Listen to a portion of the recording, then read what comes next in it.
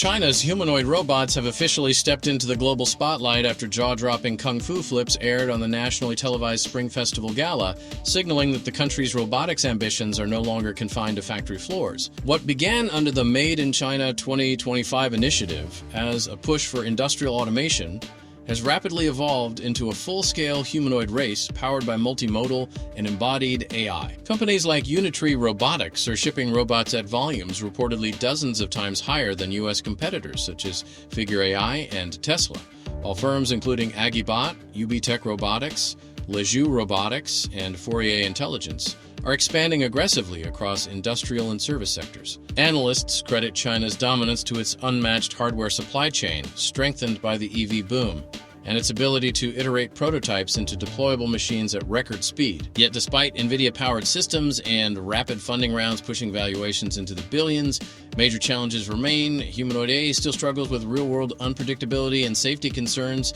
could shape future regulation. Meanwhile, Japan continues building on its robotics legacy through icons like Asimo and Pepper, while Hyundai's Atlas targets large-scale U.S. factory deployment. With global shipments still tiny, but projected to surge toward millions by 2035, the humanoid robot revolution is just beginning. And for now, China's speed-to-scale advantage may be its most powerful weapon. This is your tech rundown for the day, delivered at full speed.